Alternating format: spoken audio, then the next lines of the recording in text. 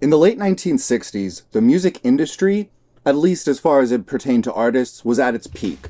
You had plenty of rock and roll bands, the British invasion, especially the influence of the Beatles, who led one particular musical artist in particular to pursue music in high school in the mid-60s.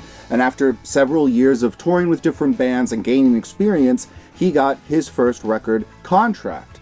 This record contract allowed him to produce an initial album in 1971. That album failed to garner initial, mainstream success. However, a local radio station on the East Coast had began broadcasting some of it, and one of the songs actually became their most requested kind of underground track on the East Coast. So this attracted the attention of Columbia Records. Columbia Records came and offered this young man a deal of their own. Now, because he had already signed to the first person who claims to have put over or almost $500,000 into developing him as an artist, retained the rights to his music for the first 10 years of his career. Nonetheless, Columbia produced another couple of albums, and even though there was moderate success and these albums were able to go on tour, it wasn't until the fifth album that truly there was a breakout success for this star. And that wasn't until a full 5 years after that initial 1971 debut.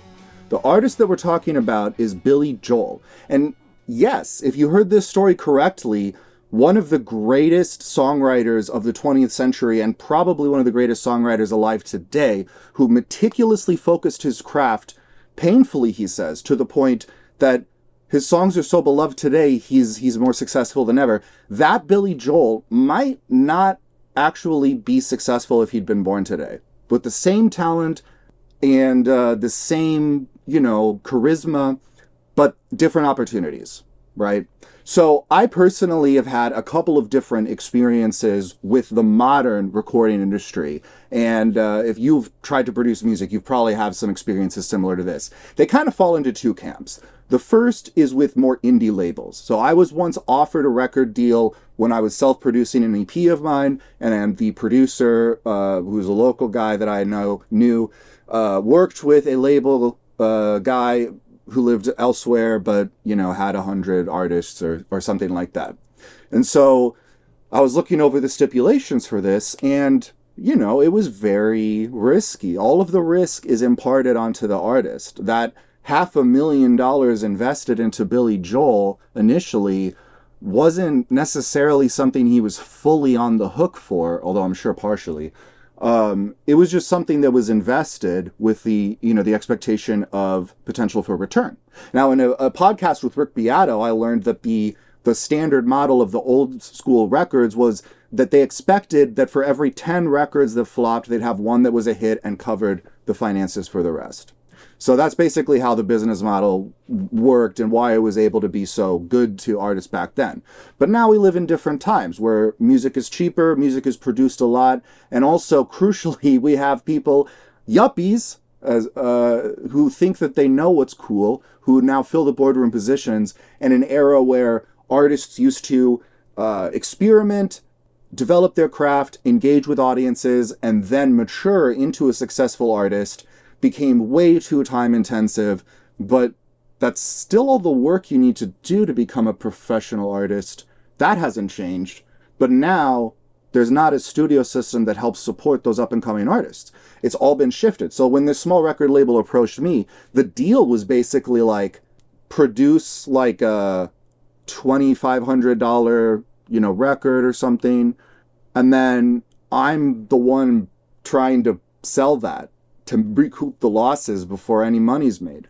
I mean, it's kind of a bizarre situation. You're putting yourself into debt up front to also do a lot of the marketing yourself, and it's just like, what are you doing then, label person? Like, I get that you already have a pre-existing audience. This problem only compounded, I feel like, when I actually myself went to LA and was pitching songs. I was writing songs and singing songs and playing cello. I was doing a lot of different creative things, absolutely not sure how to package it or develop it. And anytime that I would meet, because I met people and I would get recommended, and sometimes I would talk to somebody who's like a record producer or something, and it always kind of came down to the same thing, which was Well, you got to test out your material with social media audiences. You have to create your own demos to show what the end product of a record would look like and gain an audience based on that, even though it's not professionally produced yet. And then the record company, then the producers, then they're going to be interested in coming along. When you've already done the hardest part of the journey, which is figuring out what you're making, producing demos of it, and promoting it and gathering an audience on social media. I mean, at that point, sure, a company can help you scale, but it certainly isn't going to help you find your artistic voice and grow and develop just based off of sheer talent and ambition. So all of this is to say that I think it was January, when I got an email, a sponsor email, but like usually they're all crap, right?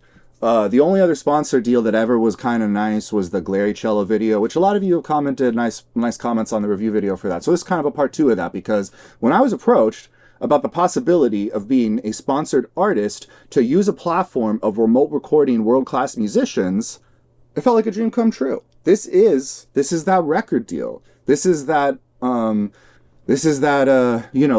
growth phase model, at least, sort of kind of promised to be. So this video is going to be my sort of honest review experience working with Musiversal, the platform, over the last year and a half. I've done a lot of sessions with a lot of musicians. I've spent a lot of time doing this. I have attracted exactly 0 people through my partner link to sign up, which sucks. So just so you know, there's no financial incentive really for me here.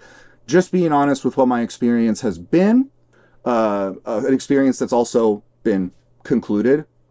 Coincidentally at the time of making this video, because again, nobody had signed up, which is fair, very fair.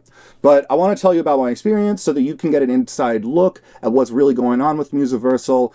And even though we're going to get to some spicier stuff later that I'm sure they wish that I wouldn't talk about, but we're going to get to that stuff because I want it to be a full and honest review.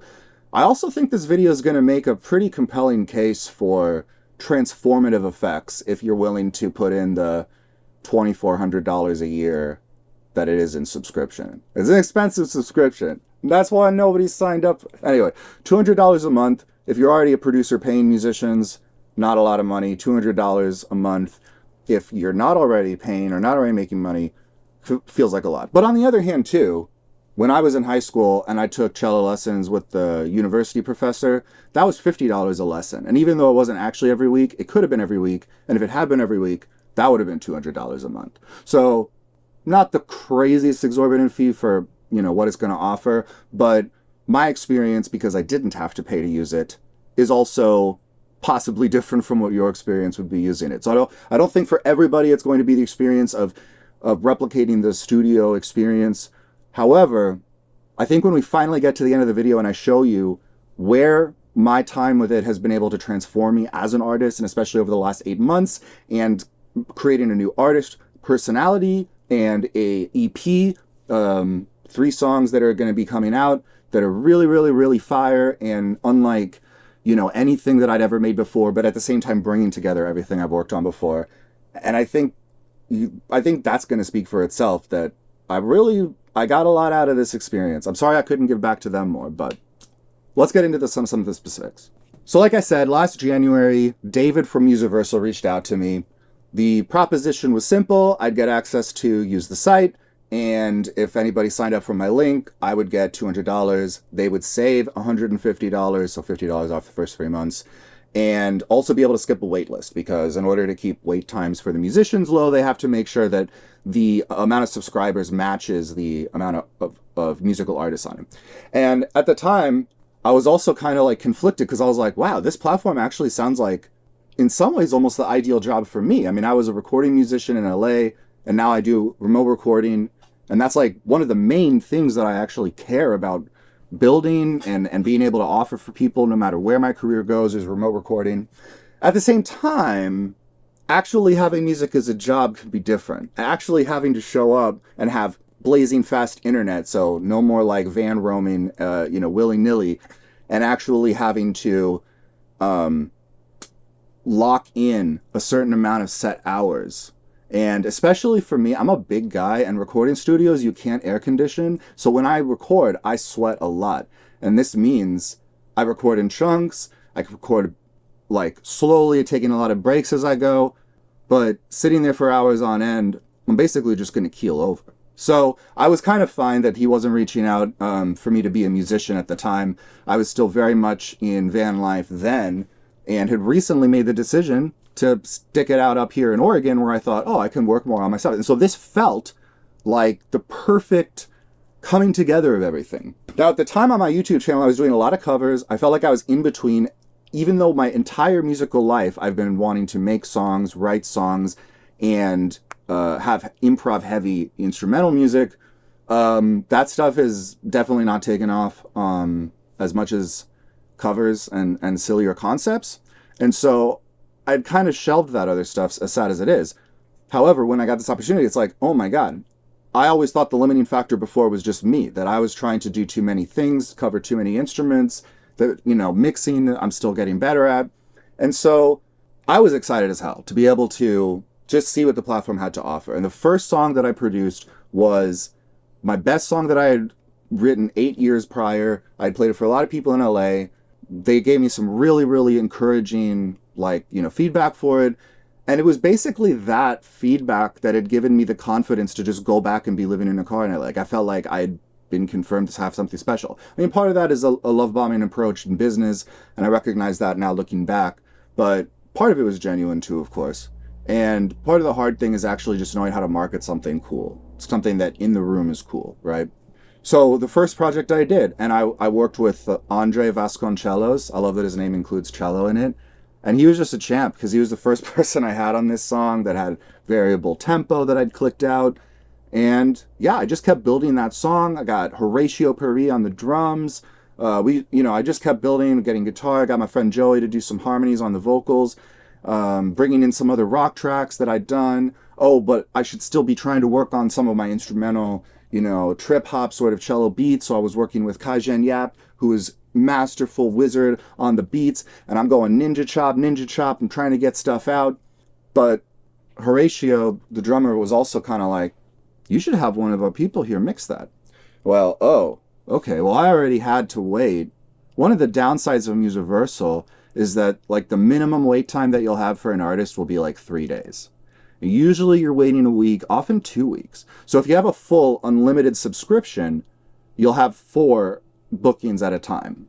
And that means that the actual maximum number of sessions that you can actually probably realistically do in a month is somewhere between 4 and 8. Unless I'm misthinking that. No, you could do more because it would overlap when one is done and when one is the other. But still, there's a limit of probably 12.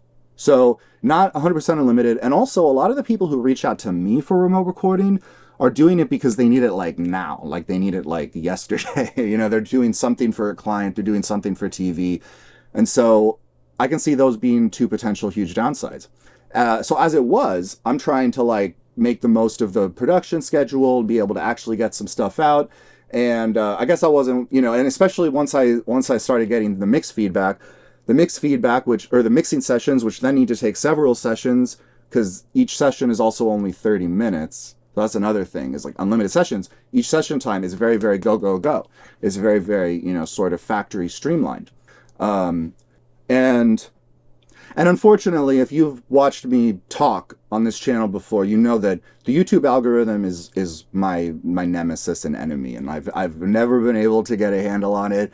Whatever I do seems to upset it, and even when I try to please it, it just does not want to listen. And so it was very, very difficult for me to incorporate this new music together in a way that actually seemed to be successful. So I also spent some of the sessions working on covers and trying to include different musicians, getting Horatio to play Undertale Finale, things like that.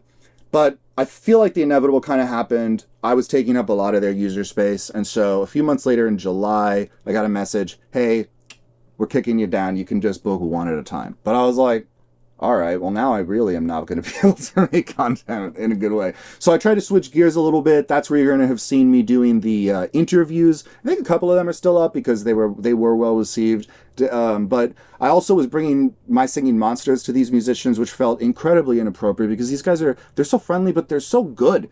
It was such a mismatch. It's one thing for me to debase myself playing something that's silly and might get views, but it feels like a whole nother thing when I'm going to a colleague and asking them to do it. But nonetheless, that's something I tried, and then I was just trying to work on a few other things. I got Get Lucky, that did okay, a couple thousand views or something like that. Or sorry, no, that's Billie Jean, and then I also did Get Lucky a few months later.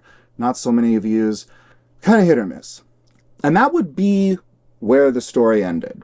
Musiversal, a great concept in theory. Maybe it's better if I didn't just have one session at a time, but I've kind of pittered out with it. But as I was working in the fall, I came up with a cool new beat. And I was also going through a tremendous amount of change in the fall, transitioning from full-time van living to having a backyard that we could park at because the weather just is, like, we can't actually make it work year-round comfortably, and especially recording music in Oregon, sadly. But now we're in a good place. Anyway, so a lot of transition during that time, and I had come up with this really, really cool beat, felt really existential, I don't know. And Kai Jen Yap, actually, his first session of the entire calendar year was working on it. And one thing that happened at the same time as that is Headcrack joined the platform, the very first rapper that Musiversal had had. And I've always thought that's what's missing from my instrumental hip-hop sort of vibe. So I worked with him. I got some dope lyrics going over. I hooked back in Ali Rosario, who had worked on Champagne is Better Than Real Pain last summer. She sang some incredible vocals on it. I was kind of wondering, what do I do with this? People are actually going to like this song. This is killer. So I had a meeting with the music marketer, Eric McClellan. He was kind of giving me the ropes, or, kind of saying, I was like, I think I should maybe funnel this all into kind of like a new project, something that's like its own thing. And he was like, well, you can't just have a Spotify for Artists profile before you've uploaded, so you might want to actually have a few that are already ready to go, that are going to work as the EP. So that is how the EP concept came around. And I went back, got a couple of other beats of mine, filled it out with vocals and rap. And along the way, as I'm writing more and having these workshops with Headcrack, I'm also kind of experimenting. Like, I came up with that music, or that video, an experimental musician, where I came up with all these rhymes and I'm kind of saying it, and it's beat poetry and stuff. And that gave me confidence for, vocalizing. I was out at karaoke, of all things, singing out of tune, kind of whatever. And then I went back and did Lose Yourself, rapping. Turns out the jazz time feel thing translates to rap. And then there was an Adam Neely video where he was talking about how genre is actually distinguished by audience expectations, and how the audience expectations for hip hop are confidence, authenticity, and excellent production. And I'm like, I think I can do those. So let's back up for a bit. Because as I'm doing all of this, and as we were trying to figure out what to do when we knew we couldn't still live in the van, I was like, well, this whole time it's been kind of nagging at me, like, I am an incredible cellist. I really feel like I belong with all these other Musiversal artists. Even though I've always kind of found the idea of working full-time for this thing where I'm always locked in the same room to do it, I always thought that sounded kind of hellish, if anything. I now really needed a place. And on the website, it boasts that the musicians earn $4,000 a month, or the equivalent, or whatever that's supposed to mean. Up to $96K a year, which would be like $8,000 or $9,000 a month. They're also not actively hiring from North America or Europe, where the cost of living is more expensive and they'd have to pay that. But nonetheless, I still thought, if they're giving me $4,000 a month, I can for sure get a nice, actual house, $1,500, $2,000 a month. I'll be working. We'll be making it work. That would be cool. Didn't know how many hours it would factor in, whatever, but it's whatever. So anyway, reach out to them, let them know I'm interested. I do a first interview. It goes pretty well. And they let me know that the pay is going to start at $1,000 a month for 17 hours and 40 minutes a week. This was not good news. Not only because the $1,000 is not $4,000 and enough to rent from, and I still didn't actually have a solid place, but also because paying by the month but doing hours by the week is kind of one of those slippery corporate things, because it's like there are a few extra days in a month compared to 4 weeks. So when you actually do the math, it came out to like $14.20 an hour, which, if you know anything about the typical rates for recording musicians, I mean, usually it's like $100 an hour, maybe plus back end if it's the Recording Musicians Association in LA. If I do a remote recording for a song, it's usually $100 to $150 for me to do that one song. So this is very, very low, and concerningly doesn't even work out with the math, because that, sub $15 an hour, pre-tax by the way, and also less than the local minimum wage here in Oregon. Yeah, I mean, it's basically one of those things where it's like, compared to another normal job, it pays similar, but it's for the thing you like. But at the same time, too, you have to have literal world-class talent to even be on the site. So it's yet another example of, in late-stage capitalism, you have to be overqualified for whatever you're doing. Editing Justin here, and I did just want to point out one thing I think is worth clarifying, which is you can't both criticize Musiversal for being too expensive for the customer, but then also being too cheap for the musicians, right? Like, they're working within a system. They're basically have figured out a way, as I've now shown you, to make the cost be right at this cusp of like, low wage for the US, decent wage maybe for other places, but still normal wage, translate to this other system, right? So obviously that is part of the math. That is part of how they make it work. And you have to ask yourself, if you felt like the $200 a month number was too much, but maybe now you're sympathizing a bit with the musicians here, do you want the service itself to cost more, but then even fewer people can do it? Or do you want the service to cost less, but the musicians are getting exploited more? Anyway, I just think that that's a question worth asking, because there are no easy answers. And I do think it's a little easy to criticize here, but honestly, you have to ride that line, and they are, and it is complicated. So I just wanted to bring that up. I still thought it's kind of a cool opportunity. I certainly am a team player, whatever. And I told them, if you can do something like $1,000 for 10 hours, that at least, maths with the math. If you multiply that by 4, that would at least be 4,000 for 40 hours. Even though I had thought going into it, 40 hours is quite a lot to be actually playing and recording cello, just from a physical standpoint, right? And so there was a little bit of miscommunication because they said, I think that'll be fine. I did a second interview. They offered me the position, and then the contract said $500 for 8 hours and 40 minutes or whatever, half, literally just half the initial offer. So it was tough, because also, and I have a better setup now, but at the time, they had wanted some studio upgrades and things, and for something that's almost losing me money and takes away time to develop these other things, it doesn't work. And I think this brings me to the what I had said earlier was the spiciest criticism, that the business model of this company is one of brain drain, to put it kind of not so favorable terms. It's using the ability of remote work to be able to siphon the creative talents from poorer countries to the producers of America and Western Europe, mostly America. If you're on the site as a user, you own 100% of the content that you produce with them, not the artists who are working for not good wages as far as music goes. Maybe good wages as far as work goes overall. And I am very conflicted on this, because even though it didn't work out for me, I'm also particularly freedom focused. I'm in America. Things are a little more expensive here. I didn't want to be like the freaking American who can't handle, a hard day's work or anything. But I think it was beyond that, because it just truly would have overtaxed me. And I just already knew that was the type of thing that wasn't going to work out. But I've also talked to a lot of the artists in Musiversal, and they're all quite happy. I mean, there will be a lot of stressful days. They're also very thankful to have the opportunity to just make music the job. Very conflicted feelings, but I felt it was important to share that story. One, because maybe I did want to just be able to share that, you know, I'm a Musiversal qualified artist, to the extent that that matters, because they do have a discerning ear, and all the musicians on there are above a certain level of excellence that's quite impressive.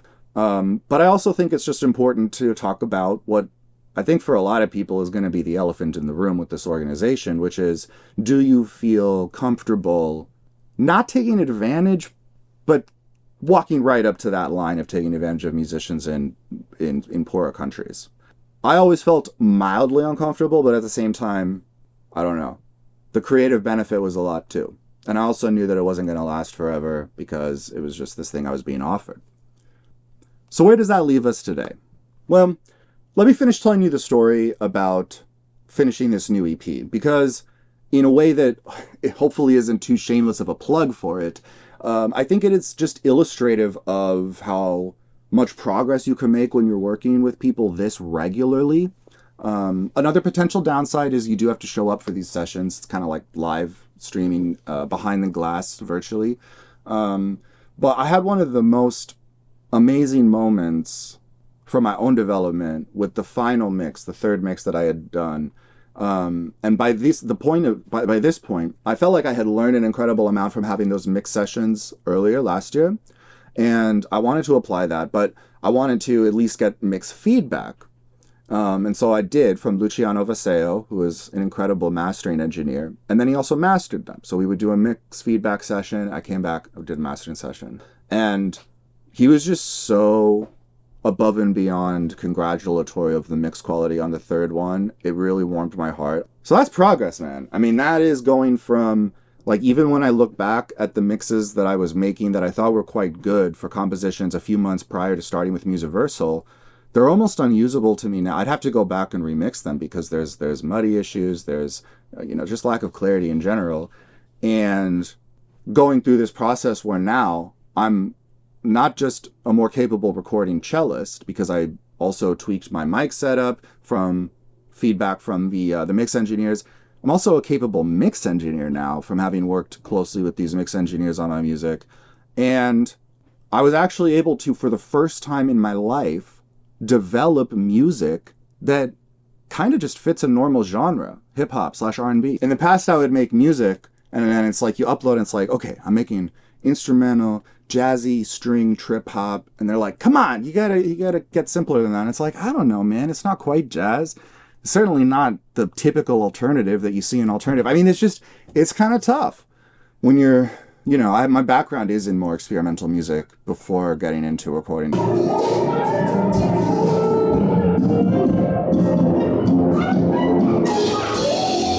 Anyway, so coming at it experimental, tough. But now I have this crafted artistic vision, having turned my affinity for trip hop and making beats with strings into actual hip hop music that has vocals on it that makes it approachable and has lyrics in it that actually are a nice formulation of what I want to say.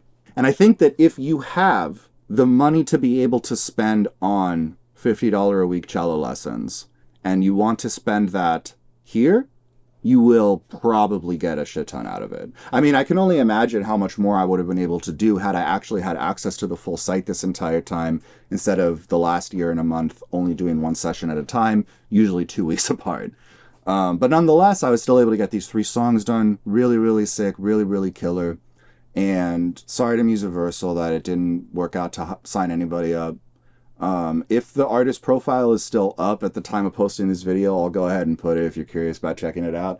I have no idea if it'll still work or not. But I did want to make this video because I feel like, I don't know, I just did a lot of work.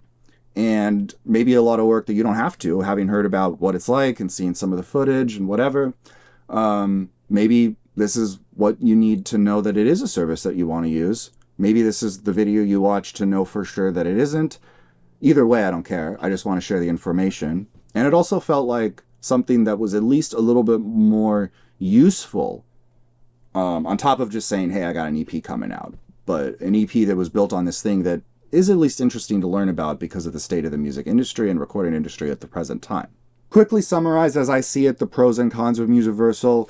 The pros are the pros, the literal professionals you get to work with, the friendliness of it, the overall feeling of kind of musical camaraderie, like you're kind of part of something where you have access to these different talents, ideas, voices, feedback, instruments, and sounds for your stuff.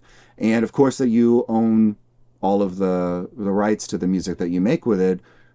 I think even though you're paying money for the site, if you are hardworking and strategic with the music you're creating on it, you're probably going to start making money at some point from it anyway.